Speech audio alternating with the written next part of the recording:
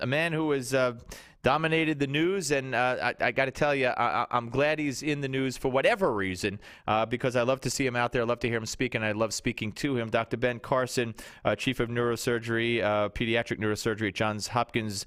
Hello, sir. How are you? Good to talk to you again. Doing well, thank you. I want you to hear something from last night on the Hannity show. A guy named Leo Terrell, who's a civil rights attorney and African American, and he was claiming that you were created by Sean Hannity. and here's some of what he had to say. This is cut 25. Okay. Dr. Ben Carson has been an outstanding individual. We gave him an award over 10 years ago. He's an outstanding role model for our country. And Leo Terrell, you should be ashamed. Leo Terrell, you should be ashamed of promoting censorship. You are talking about censorship at an academic institution. Hold on. All right, you should stay in the hospital. How dare you talk about taxes or anything else because you're a doctor? And that was, by the way, Nigel Innes, a good friend of mine who has honored you in the past, sticking up for you there.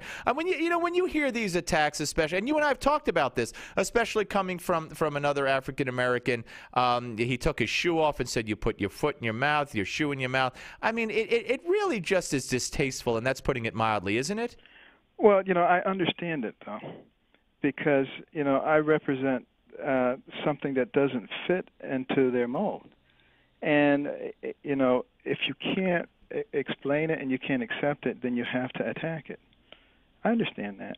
It's basic psychology. Well, yeah, it's basic psychology, but it's allowed to exist, and I don't really know how to combat it. I mean, the first thing you told me when we spoke not too long after you made that great address at the prayer breakfast was the freedom of speech and the people afraid to speak their minds and say what they want to speak. Now, you made comments about your belief in marriage being between a man and a woman. Justice Sotomayor echoed what I have been saying for years when she asked the question in the Prop 8 hearing, and she asked where would a state stop, or where would they have the right to draw the line, and she referred to incest, and she referred to polygamy, and so I felt vindicated. I said so on the air. All these people who have attacked me for daring to bring that up in the context of the debate, she brought it up, and others on the left are now bringing it up, but you were taken out of context and you apologized for it. But it just seems like they're out there, and doctor, they're trying to make you, who are much more prominent than I, because you're going to be out there running for president, I know it. They're trying to shut you up and stop you before you start. Well, of course it's not going to work, but I understand that that's what they're trying to do, and they're hoping that I'll just tuck my tail between my legs and run and hide off in some corner. What they don't know is that it just encourages me. Makes me realize that the voice is absolutely needed out there. And I was very encouraged because I heard a student today who was being interviewed on a television program about starting a pro-life organization on a campus. And when queried about it, she said, well, Dr. Ben Carson said we should stop being silent and we should speak out for what we believe. If we can get something like that going all the way across the country, if people can stop being intimidated and be willing to actually stand up and be counted, then I think America can become what it was supposed to be. We were supposed to be a country that had freedom of speech right there as one of the shining crowns of what we stood for.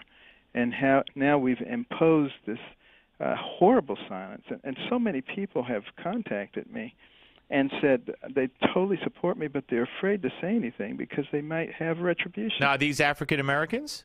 No. No? Even white people, even non-African Americans? Oh, absolutely. That's interesting. All right, let me ask you, have you received, doctor, any pressure from your place of employment because the controversy that existed, especially with the 8 students not wanting you to speak at the commencement. I mean, beyond that, have you received any pressure from the higher ups or the people that you report to? I don't know how it works exactly, to shut up a little bit. not at all. Okay, good. That's encouraging to hear. I want you to hear. Do we have cut number 12 ready? I want you to listen to Chris Matthews.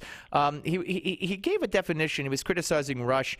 It was all about the reverend and the pastor in the church where Barack Obama went to Easter services, and I want to ask you about that as well. But then Rush gave a definition of racism that Chris Matthews didn't agree with. Listen to Chris Matthews' definition of racism. I'd love to hear what you say about that.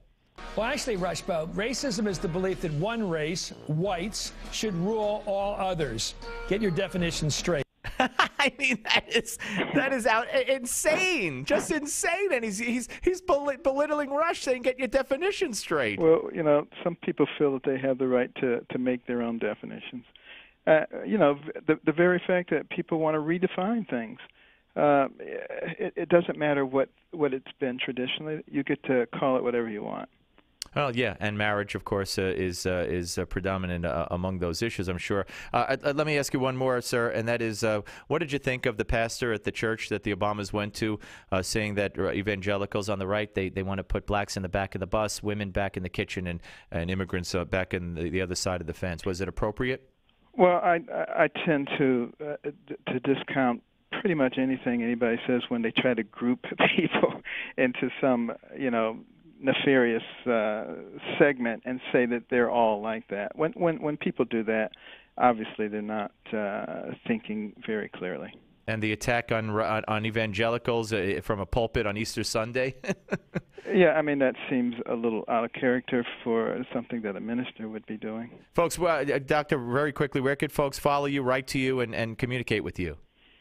The real Ben Carson. That's it, on Twitter. Okay, I tweeted that out as well, our interview. Listen, I hope you'll come back. We love having you on. Don't stop, and I know I don't have to tell you, don't be intimidated because there are millions of people out there who love you. All right. Well, thank you. I appreciate it. All right. Thank you. Dr. Ben Carson, ladies and gentlemen, on the Steve Malzberg Show.